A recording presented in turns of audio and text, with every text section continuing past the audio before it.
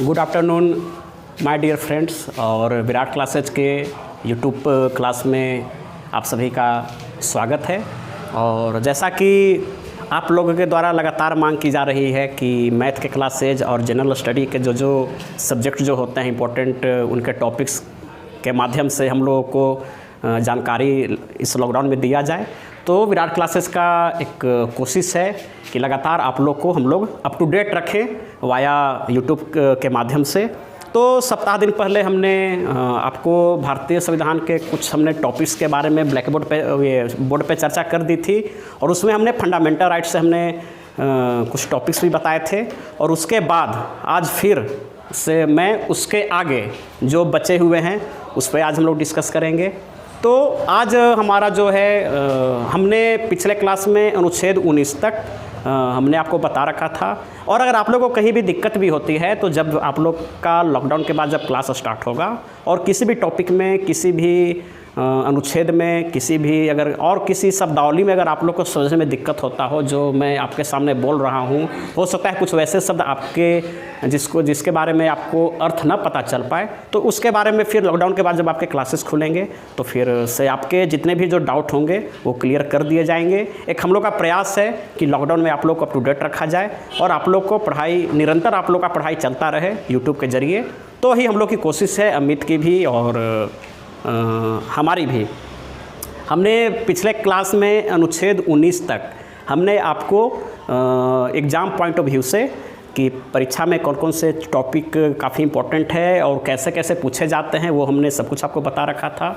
तो आज हमारा जो उसके आगे अनुच्छेद 20 में ज़्यादा कुछ चर्चा करने लायक है नहीं, तो उसमें हम लोग शॉर्ट करते हुए उसके बाद और जितने भी इम्पोर्टेंट जो टॉपिक्स हैं, इम्पोर्टेंट जो आर्टिकल्स हैं, महत्वपूर्ण जो अनुच्छेद हैं, उसके बारे में हम लोग आज हम लोग व्याख्या करेंगे। और आप लोग को जो भी परीक्षा उपयोगी जो भी जानकारियाँ होंगी उसको हम लोग लगातार देंगे। तो सबसे पहले आप ये देख लीजिए कि अनुच्छेद आज हमने लिखा है वाइट बोर्ड पे भी कि मौलिक अधिकार में हमने ये डाला है कि आर्टिकल 20 अनुच्छेद 20। तो अनुच्छेद 20 एक तरह से आप देख सकते हैं कि आपराधिक विधि और आपराधिक विधि कहने का अर्थ है कि अगर व्यक्ति को मान लीजिए कि अरेस्ट कर लिया जाए तो पुलिस उनको अपने कब्जे में रखती है, या फिर होता है कि अगर आपको अरेस्ट कर लिया जाए और अगर आपको कोर्ट के द्वारा अगर सज़ा दी जाती है तो भाई सज़ा कैसे आपकी होगी। पता चले कि इस अपराध में किसी व्यक्ति को 2 साल की सज़ा मिली है और शायद उसी अपराध में जब आप या कोई भी व्यक्ति कन्विक्शन होता है, अगर उसको एक्यूज्ड ठहराया जाता है या उसको सज़ा सुनाई जाती है, तो पता चला कि उसको उसी अपराध के लिए सरकार ने नियम बना दिया कि 5 साल इसमें सज़ा मिलेगी। तो अनुच्छेद जो 20 है काफ़ी महत्वपूर्ण है आपके जानकारी के लिए। परीक्षा में एक ऑप्शन के साथ इसमें आ सकते हैं सवाल कि कैसे, मतलब कि ये आपके महत्वपूर्ण हैं। तो महत्वपूर्ण ऐसे हैं कि हमने यहाँ पे एक एरो के माध्यम से आर्टिकल 20 को हमने 3 भागों में तोड़ा है। आर्टिकल जो 20 है 3 भागों में ये बटा हुआ है, 3 भागों में ये आपका बटा हुआ है। तो सबसे पहले है इसमें यह है पहला जो अनुच्छेद 20 का जो पहला जो भाग है, जिसमें ये चर्चा की गई है कि किसी भी व्यक्ति को किसी अपराध के लिए एक बार ही दंडित किया जाएगा। अर्थात किसी भी व्यक्ति को किसी अपराध के लिए एक बार ही दंडित किया जाएगा। कहने का तात्पर्य यह हुआ कि अगर ए नाम का व्यक्ति अगर 1999 में अगर वो चोरी के अपराध के लिए दोषी ठहराया गया और उसको 1999 में ही कोर्ट के द्वारा सज़ा दी गई 2 साल की, तो मतलब कि वो जो व्यक्ति चोरी के लिए अगर वो दोषी ठहरा दिया गया है तो दोबारा फिर उसको दोषी नहीं ठहराया जाएगा। अनुच्छेद 20 का जो पहला जो भाग है वो यही बोलता है। मतलब कि अगर आप जब दोबारा अपराध करते हैं और उसमें अगर आपकी भागीदारी पाई जाती है तो फिर आपको दंडित किया जाएगा अन्यथा अगर एक बार आप दंडित हो चुके हैं तो उसी अपराध के लिए बार बार आपको दंडित नहीं किया जाएगा, क्योंकि ये आपका जो अनुच्छेद है, जो फंडामेंटल राइट है, वो बोलता है कि आपके शरीर का भी रक्षा करना है, आपके प्राण का भी रक्षा करना है। तो इसलिए अनुच्छेद 20 आपके लिए इम्पोर्टेंट है कि मतलब कि अगर कोई भी व्यक्ति अगर किसी साल अगर कोई अपराध करता है और अगर उसको सज़ा मिल जाती है कोर्ट के द्वारा उस अपराध के लिए, तो फिर उसी व्यक्ति को उस अपराध के लिए दोबारा सज़ा नहीं मिलेगी। अगर प्रक्रिया चलते रहे तो पता चले कि जो व्यक्ति बार बार जो मतलब कि एक ही अपराध के लिए बार बार उसको जेल जाना पड़ेगा। तो इसलिए ये जो अनुच्छेद जो 20 है इसलिए काफ़ी ये इम्पोर्टेंट है। दूसरा जो पार्ट है कि वर्तमान कानून के अनुसार ही सज़ा मिलेगी।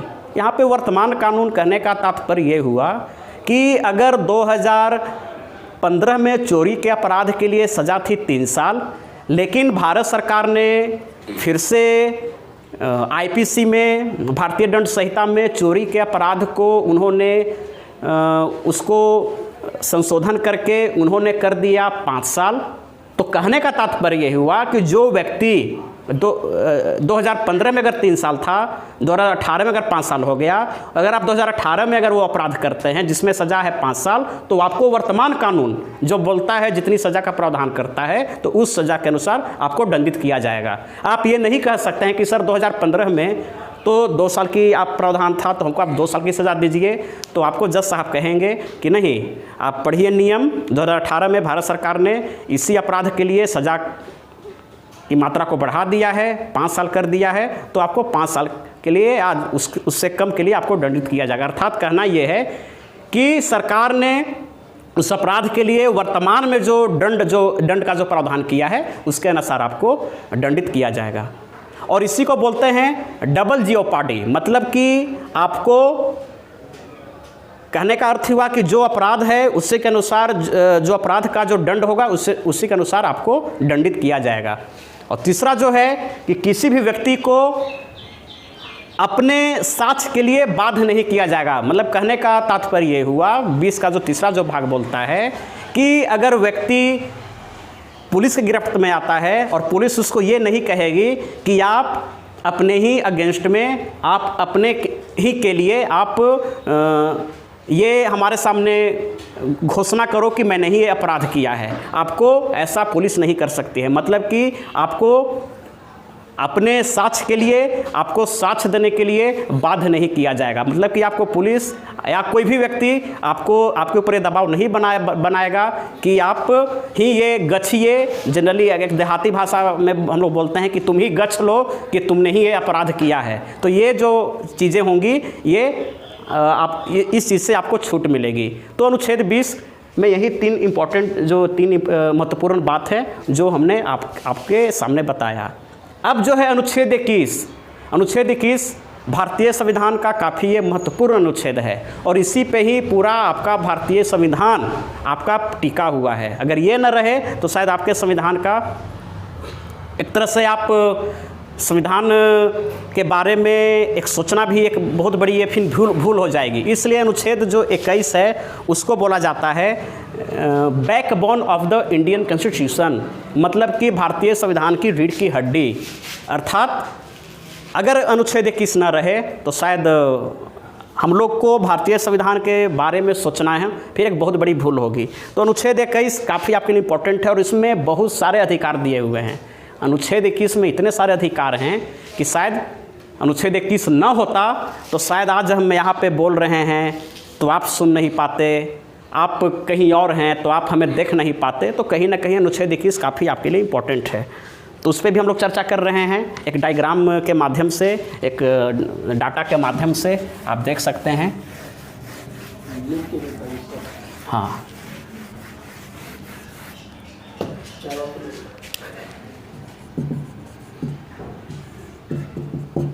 अनुच्छेद 21 में 2 शब्द पे आप ज़्यादा ध्यान देंगे। परीक्षा में भी आपके ऑप्शन के रूप में आ सकते हैं। उसमें 2 शब्द है प्राण, उसको इंग्लिश में बोलते हैं लाइफ।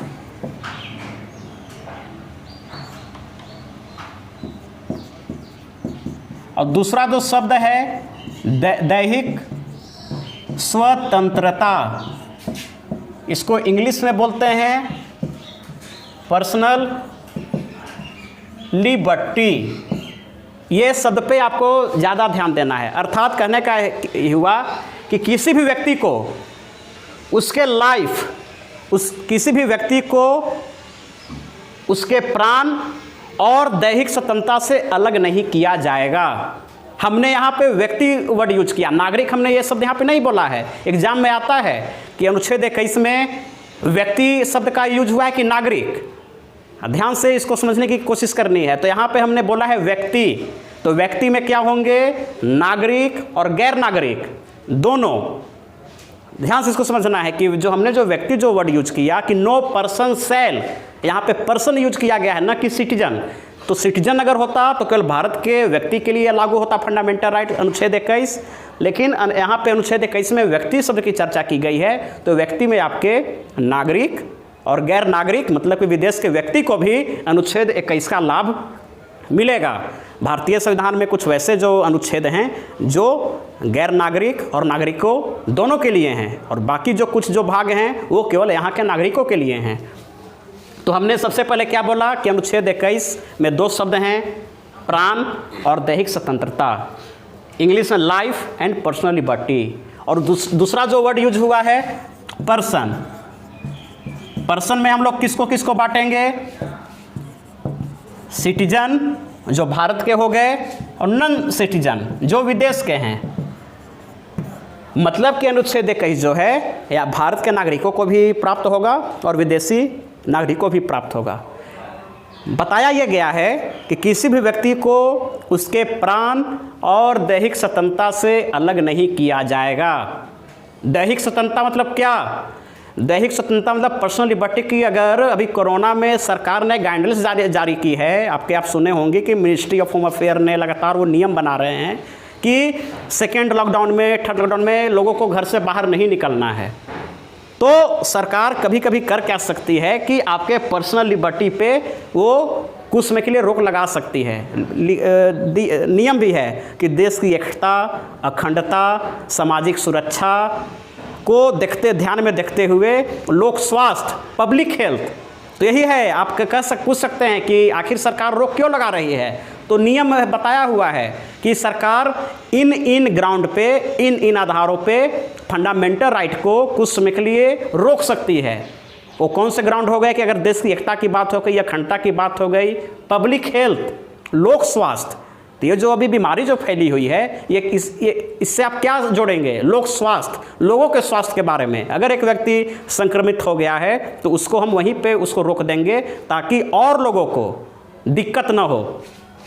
तो यहाँ पे है कि किसी भी व्यक्ति को उसके लाइफ, उसके जीवन, प्राण से अलग नहीं किया जाएगा, उसके दैहिक स्वतंत्रता से अलग नहीं किया जाएगा, उसके निजी स्वतंत्रता से अलग नहीं किया जाएगा। लेकिन उसमें कुछ जोड़े हुए हैं, कब अलग किया जाएगा, अगर विधि में कोई वैसा नियम है। इंग्लिश में इसको बोलते हैं procedure established by the law. अगर विधि में कोई वैसा नियम है तो व्यक्ति को तभी प्राण और दैहिक स्वतंत्रता से अलग किया जाएगा, अन्यथा नहीं। अब कैसे आपके मन में ख्याल होगा कि भाई वो कौन से नियम हैं कि व्यक्ति को उसके प्राण से अलग किया जाएगा। तो प्राण से तब अलग किया जाएगा, मान लीजिए किसी व्यक्ति को फांसी की सज़ा होती है तो वो ये नहीं कहेगा कि आपने हमारे अनुच्छेद 21 का आप उल्लंघन कर रहे हैं, क्योंकि ऑलरेडी उसमें नियम है कि विधि के द्वारा जो नियम बनाए गए हैं उसके द्वारा व्यक्ति को प्राण से अलग किया जाएगा। मतलब कि उसके शरीर से हम प्राण निकाल भी सकते हैं। तो वो नियम है कि अगर कोई व्यक्ति समाज में अगर कोई वैसा अपराध करता है जिसके लिए फांसी की सज़ा है तो उसको फांसी दी जाएगी। तो एक तरह से आप देख सकते हैं कि ये नियम है कि उस व्यक्ति को उसके प्राण से अलग किया जाएगा, अन्यथा आपको अलग नहीं किया जाएगा। अब है कि पर्सनल लिबर्टी। पर्सनल लिबर्टी में मान लीजिए कोई व्यक्ति जेल में चला जाता है, होता है किसी व्यक्ति को कुछ समय के लिए घर में लोग रोक के रख देते हैं। अगर कोई वैसा आदेश आता है कोर्ट का या सरकारी आदेश, तो वो सब में होता क्या है कि कुछ समय के लिए हमने बताया कि कुछ समय के लिए मौलिक अधिकार को रोक के रखा जा सकता है। विभिन्न हमने आधार बताया कि उस आधार पर रोक के रखा जा सकता है, अन्यथा अनुच्छेद जो 21 है वो काफ़ी आपके लिए इम्पोर्टेंट है। अब अनुच्छेद 21 में ही बहुत सारे आपके लिए स्वतंत्रताएँ दी गई हैं। कैसे कैसे स्वतंत्रताएँ दी गई हैं, तो सबसे पहले आप जब देखेंगे कि अनुच्छेद 21 में ही एक आया था, अनुच्छेद 21 का ही एक पार्ट है, अनुच्छेद 21 क, आप उसको ए भी बोल सकते हैं। क्या था ये? शिक्षा का अधिकार, शिक्षा का अधिकार। ये आता है एग्जाम में। और उसके बाद आता है कि कब, कौन से संशोधन? तो 26वें संविधान संशोधन 2002, ये आपका एकदम ये एग्जाम में आता है। तो अब कहिए कि शिक्षा का अधिकार, तो किसके लिए शिक्षा का अधिकार? सबके लिए तो नहीं, उसमें एज की बात की गई है कि 6 से 14 वर्ष तक के बच्चे को सरकार फ्री प्राइमरी जो एजुकेशन जो होगी वो फ्री ऑफ कॉस्ट देगी। प्राइमरी एजुकेशन मतलब कि 6 से 14 वर्ष तक के बच्चे जो होंगे वो कक्षा 1 से 8 तक, क्या प्राइवेट स्कूल में भी नहीं, यहाँ पे जो सरकारी स्कूल की बात की गई कि वहाँ पे जो भी बच्चे पढ़ेंगे वो उनको फ्री ऑफ कॉस्ट ये शिक्षा दी जाएगी। प्राइवेट स्कूल में भी 25% सीट रिजर्व की गई है कि गरीब बच्चे वहाँ पे भी एडमिशन ले सकते हैं, और उसके लिए जो भरपाई होगी, जो फ़ी वगैरह होगी वो सरकार उसके लिए देगी। तो ये सब सारी चीज़ें हैं जो जानना है। तो ये आपका है। उसके अलावा अनुच्छेद 21 में और बहुत सारे अधिकार हैं। क्या क्या अधिकार हैं? हो सकता है आपका पूछ दे, तो उसमें आप लिख सकते हैं शिक्षा का अधिकार हो गया। उसके बाद आप ये भी कह सकते हैं कि to live in clean environment, मतलब कि साफ सुथरे पर्यावरण में आपका रहने का अधिकार है। स्वच्छ पानी पीने का अधिकार है। उसके बाद आप कहीं आ जा भी सकते हैं, वो भी एक अनुच्छेद 21 का ही एक आपका ये पार्ट है। उसके बाद आप स्वास्थ्य का अधिकार, अगर लोगों को फ्री ऑफ कॉस्ट सरकारी हॉस्पिटल में आप देखते होंगे कि मुफ्त आपको जो स्वास्थ्य सुविधा जो मिलती है वो अनुच्छेद 21 का ही पार्ट है। पूछिए कैसे पार्ट है? अगर ये ना रहे तो शायद आपके प्राण निकल जाएं। तो अब हमने अनुच्छेद 21 में डिस्कस कर दिया था कि प्राण से आपको कोई अलग नहीं कर सकता है। तो ये सब प्राण को बचाने के लिए, लाइफ को बचाने के लिए क्या क्या ज़रूरी है? तो आप पानी साफ पीजिए तो भी ज़रूरी है, तो सरकार आपको मुहैया करा रही है। उसके बाद है कि आपको शुद्ध पर्यावरण में रहना है, तो उसके लिए भी सरकार नियम कानून बनाई है। कई आपके इन्वायरमेंटल लॉ में कई सारे गाइडलाइंस भी हैं। उसके अलावा क्या है कि स्वास्थ्य चिकित्सा का अधिकार, वो भी आप देख सकते हैं कि ये भी सरकार आपको फ्री ऑफ कॉस्ट कराती है। मतलब कि आपके लाइफ से रिलेटेड जितने भी अधिकार होने चाहिए वो सब अनुच्छेद 21 में निहित है। शिक्षा का अधिकार, इसके बिना आप आगे बढ़ नहीं सकते हैं, आपकी लाइफ आगे जा नहीं सकती है, तो उसके लिए भी सरकार फ्री ऑफ कॉस्ट शिक्षा व्यवस्था वगैरह दे रही है। तो इस प्रकार आप देख सकते हैं कि अनुच्छेद 21 आपके लिए काफ़ी इम्पोर्टेंट है और बहुत ही महत्वपूर्ण है। उसके बाद हम डिस्कस करेंगे अनुच्छेद 22। अनुच्छेद 22 जनरली आप लोग जानते भी हैं, अमित कई बार आपके क्लास में बताए भी हैं। हम लोग भी जब भी हम लोग आते थे एज अ गेस्ट लेक्चर, तो हम लोग भी इस पर काफ़ी डिस्कस करते थे।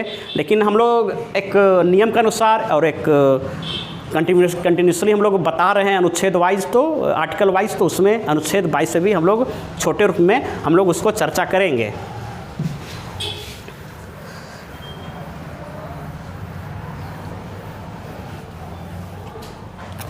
अनुच्छेद 22 भी काफ़ी आपका इम्पोर्टेंट है। सबसे पहले है कि कोई भी व्यक्ति को अगर गिरफ्तार किया जाएगा तो उसको कारण बताना पड़ेगा।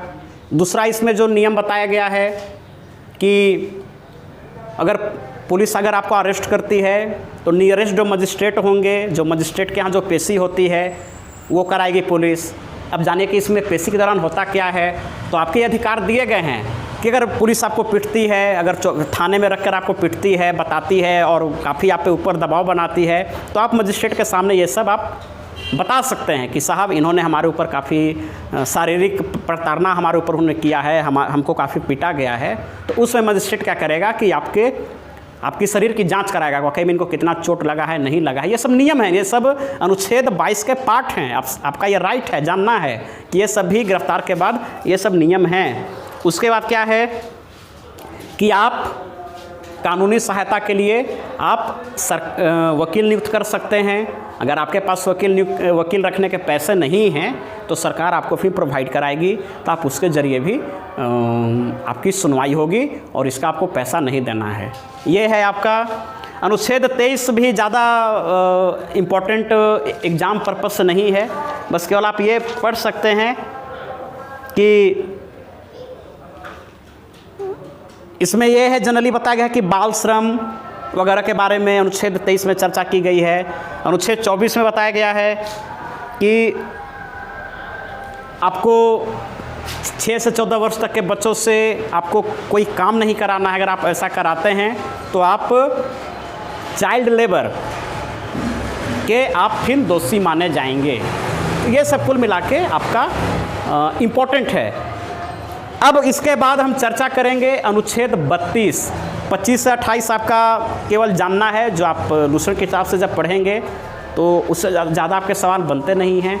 अनुच्छेद 32 काफ़ी ज़रूरी है। 30-31 से भी नहीं बनते हैं। 31 को खैर समाप्ति कर दिया गया है। तो 25 से 28 में आपका धार्मिक स्वतंत्रता है, जिसको आप ऊपर से भी पढ़ लेंगे तो आपके एग्ज़ाम पर्पज़ से काफ़ी वो आपके लिए सही होंगे। अनुच्छेद जो 32 है वो आपका काफ़ी इम्पोर्टेंट है, बहुत ही इम्पोर्टेंट है। उसमें कैसे आपके सवाल बनते हैं वो सब इस पे आज हम अभी चर्चा करेंगे। अनुच्छेद 32 दिखाई नहीं देगा, दिखाई नहीं देगा, दिखाई नहीं ना देगा ना कीजिए ना, कोई दिक्कत।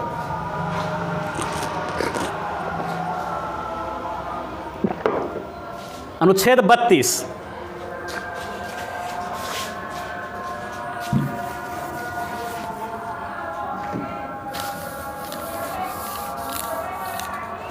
इसमें है, अनुच्छेद 32 जनरली है कि इसमें आप जब आप पढ़ेंगे तो इसमें दिया हुआ है रेमिडीज ऑफ फंडामेंटल राइट। अगर आपके फंडामेंटल राइट का वायलेशन होता है तो उसके लिए रेमिडीज का क्या है, आप कहाँ कहाँ जाएंगे। तो फंडामेंटल राइट का अगर वायलेशन होता है, सरकार का काम है कि आपके फंडामेंटल राइट को इम्प्लीमेंट कराना। अगर कहीं भी आपके फंडामेंटल का वायलेशन होता है, अगर कोई हनन करता है, तो उसके बाद है कि आप कहाँ जाएंगे। तो अनुच्छेद 32 के अंतर्गत यह भी बताया गया है कि न्यायालय जो हैं वो मौलिक अधिकार के गार्जियन हैं। अगर आपके मौलिक अधिकार का हनन होता है तो आप अनुच्छेद 32 के अंतर्गत आप न्यायालय में जा सकते हैं। तो अब न्यायालय भी कौन से न्यायालय में जा सकते हैं, यहाँ पे भी न्यायालय को आपको जानना होगा। कौन से न्यायालय में, न्यायालय भी 3 तरह के होते हैं। एक आप देखे होंगे डिस्ट्रिक्ट लेवल पे डिस्ट्रिक्ट कोर्ट होता है, स्टेट लेवल पे एक हाई कोर्ट होता है और नेशनल लेवल पे एक सुप्रीम कोर्ट होता है। तो यहाँ पे न्यायालय, किस न्यायालय में आप जाएंगे अगर आपके फंडामेंटल राइट का वायलेशन हुआ है, मौलिक अधिकार का हनन हुआ है तो न्यायालय में आपको कौन से न्यायालय में जाना है, तो आप हाई कोर्ट में जा सकते हैं। अगर हाई कोर्ट में आप जाएंगे, अगर कोई व्यक्ति बिहार का है तो सबसे पहले वो कोशिश करेगा कि हम पटना हाई कोर्ट में जाएं, वहाँ पे ही हाई कोर्ट में आप रिट फाइल कर सकते हैं। सुप्रीम कोर्ट ने बोल भी रखा है कि अगर आप बिहार के निवासी हैं तो ज़रूरी नहीं कि आप पटना हाई कोर्ट में ही रिट फाइल करें, आप सुप्रीम कोर्ट में भी रिट फाइल कर सकते हैं। ये रिस्ट्रिक्शंस नहीं है कि आप जिस राज्य के हैं तो उसी राज्य के हाई कोर्ट में ही आप रिट फाइल कीजिए, आप सुप्रीम कोर्ट में भी आप आ सकते हैं। तो यहाँ पे 2 तरह की चीज़ें बताई गई है कि अनुच्छेद 32 है कि आपके फंडामेंटल राइट का जो न्यायालय है एक तरह से रक्षक है, गार्जियन है। उसके बाद इसमें रिट भी होते हैं, तो 5 तरह के रिट हैं, उसके बारे में हम लोग चर्चा करेंगे। उसके बाद है कि अगर हाई कोर्ट में अगर आप रिट फाइल करते हैं कि मान लीजिए आपकी नौकरी लगी, आपके जैसे ही आपके नौकरी के नाम आपका लिस्ट में नाम है, कोई और जाके बैठ गया, पता चला कि आप कोई व्यक्ति जेल में है, उसकी सज़ा पूरी हो गई, फिर भी अब तक वो क्यों नहीं निकला। तो इस तरह से 5 प्रकार में आपके यहाँ पे रिट की चर्चा की गई है। और देखिए रिट फाइल करेंगे दो चीज़ों से। रिट, अब रिट में क्या है, 5 इसके प्रकार हैं, 1, 2, 3, 4, 5। आर्टिकल 32 के तहत आप सुप्रीम कोर्ट में जा सकते हैं रिट फाइल करने, और आर्टिकल 226 तहत आप हाई कोर्ट में जा सकते हैं। ये आपका रिट है। तो अब रिट क्यों हम फाइल करेंगे, तो अगर आपके फंडामेंटल राइट्स, मौलिक अधिकार का अगर हनन होता है तो आप अपने रेमिडीज के लिए, आपको जो भी हानि हुई उस हानि की क्षतिपूर्ति के लिए लोग रिट फाइल करते हैं, न्यायालय में जाते हैं। जैसे अगर कोई व्यक्ति बीमार होता है तो कैसे वो हॉस्पिटल में जाता है, वैसे अगर कोई व्यक्ति का फंडामेंटल राइट का वायलेशन होता है तो वो न्यायालय में जाएगा। अब न्यायालय में जाएंगे तो अगर आप हाई कोर्ट में जाएंगे तो 226 के अंतर्गत जाएंगे, सुप्रीम कोर्ट में जाएंगे अनुच्छेद 32 के अंतर्गत जाएंगे सुप्रीम कोर्ट में। और आप अनुच्छेद 32 को भी बोला गया है कि constitutional remedies of fundamental right, अगर संवैधानिक क्षतिपूर्ति अगर आपको पाना है, अगर आपके फंडामेंटल का वायलेशन होता है तो उसकी चर्चा अनुच्छेद 32 में की गई है। और अगर अनुच्छेद 32 अगर नहीं रहता तो आप समझ सकते हैं कि फंडामेंटल राइट का वायलेशन आपके यहाँ होते चलता और कोई सुनने वाला नहीं होता। इसलिए आपके जो भी संविधान के जो निर्माणकर्ता थे, जो भी बनाने वाले थे, इन्होंने सुप्रीम कोर्ट को और हाई कोर्ट को काफ़ी एक शक्ति दे रखी है कि अगर कहीं भी वायलेशन होता है तो आप वहाँ पे आप खुद से संज्ञान भी ले सकते हैं। अगर कोई बच्चा मरता है तो आप सुनते होंगे पेपर के जरिए ही सुप्रीम कोर्ट ने संज्ञान वो ले लेते हैं। मतलब क्या कि उनका वो राइट है, उनका वो अधिकार है कि अगर फंडामेंटल राइट का कहीं भी वायलेशन होता है तो हम उस पर तुरंत कार्रवाई कर सकते हैं, सरकार को दिशा निर्देश जारी कर सकते हैं, चाहे वो केंद्र सरकार हो, राज्य सरकार हो, कोई भी सरकार इसमें आ सकते हैं, या डिस्ट्रिक्ट लेवल पे जिला प्रशासन को भी वो आदेश दे सकते हैं कार्रवाई करने के लिए।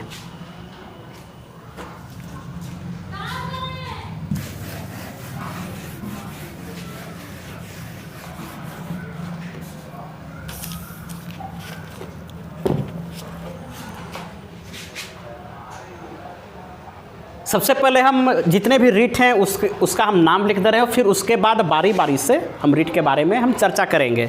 सबसे पहले आपका जो रीट है वो है बंदी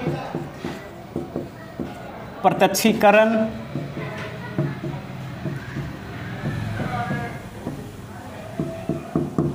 दूसरा जो आपका रीट है वो है परमादेश,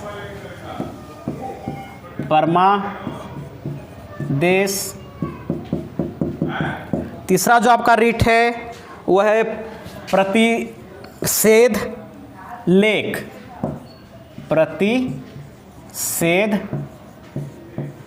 लेख, चौथा जो आपका रीट है वो है उत्प्रेषण लेख,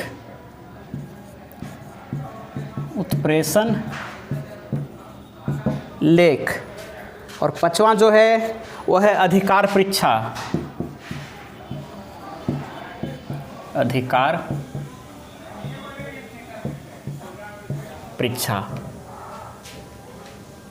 तो ये सब जो रीट हैं वो आपके एग्ज़ाम के पॉइंट ऑफ व्यू से काफ़ी इंपॉर्टेंट है। इसमें सवाल कैसे बनता है, एक हम पैटर्न बता रहे हैं। तो सवाल बनता है, सवाल आपसे पूछेगा कि इनमें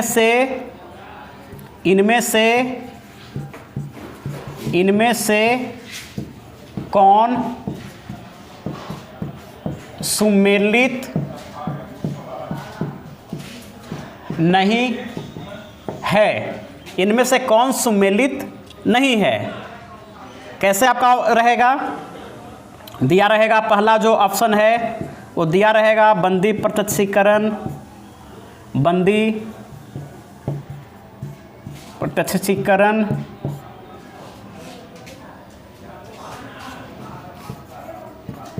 ख में दिया रहेगा आपका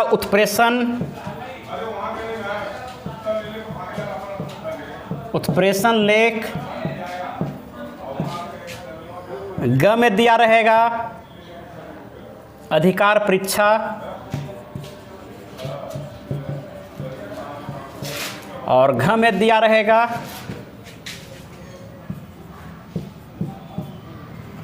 कहीं भी आने जाने का अधिकार। देखिए आपका अनुच्छेद 32 से ही सवाल बनते हैं, तो आप देख सकते हैं ये सब एक ही हैं, सब रीट हैं, लेकिन जो घ जो ऑप्शन है वो एक अलग है। ये कह दिया कहीं भी आने जाने का अधिकार, तो आपका जो आंसर क्या होगा, ये होगा आपका कि ये सम्मिलित, इनमें सुमेलित नहीं है, मतलब कि एक अलग कैटेगरी का हो गया। तो इस तरह के आपके सवाल इसमें आते रहते हैं। अनुच्छेद 32 में अभी जो परीक्षाएं जो हो रही हैं वर्तमान समय में, तो इस तरह के ही सवाल आपको वो घुमा फिराकर ऐसे ही वो सवाल देते भी हैं।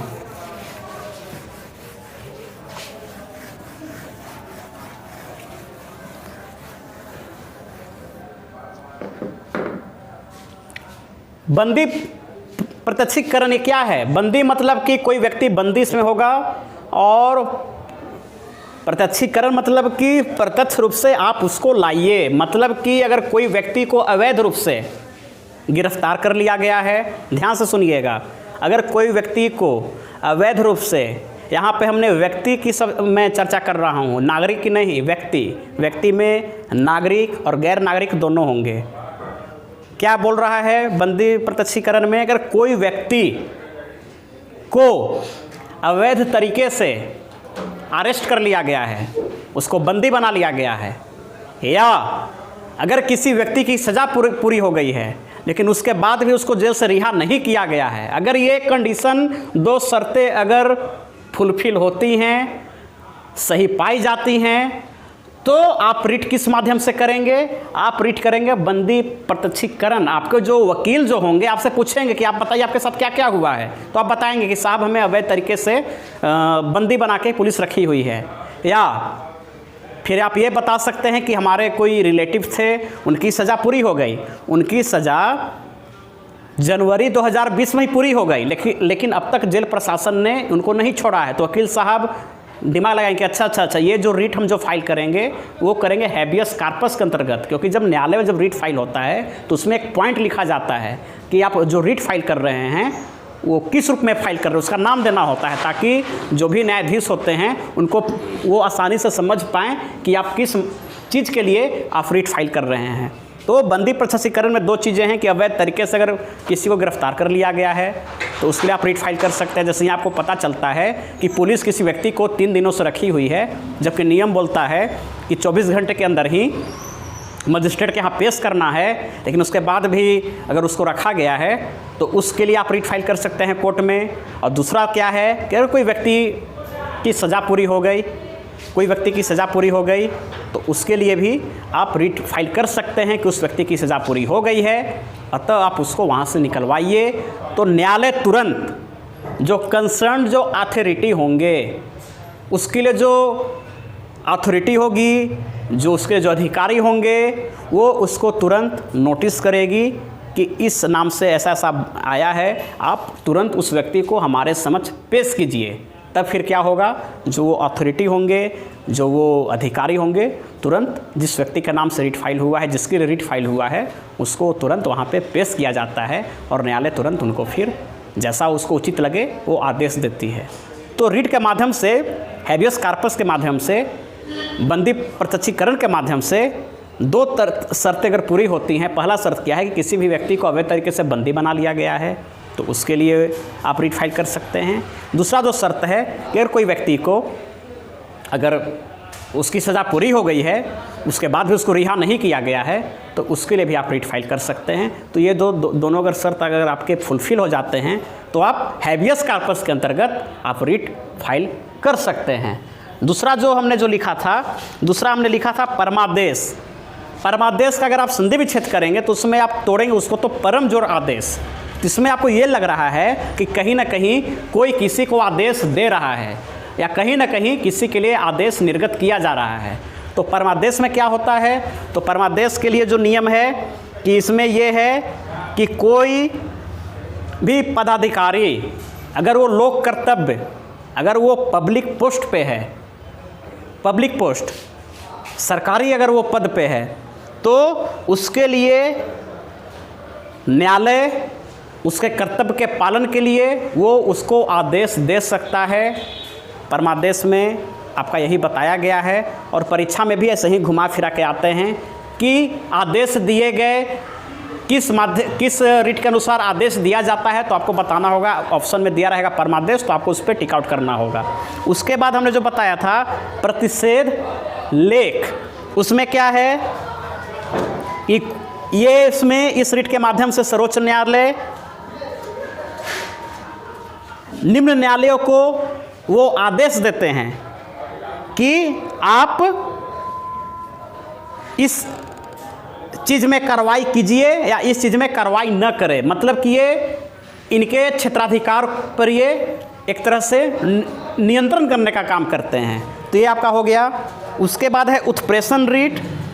इसमें क्या होता है कि इस रिट के जरिए सर्वोच्च न्यायालय या उच्च न्यायालय अपने अधीनस्थ न्यायालयों को आदेश देते हैं कि इस मामले की सुनवाई करने के लिए आप हमारे पास भेजिए, या जैसा वो आदेश करते हैं वहाँ पे आप उसको भेजिए। और 5वां जो है अधिकार परीक्षा रीट, इस रीट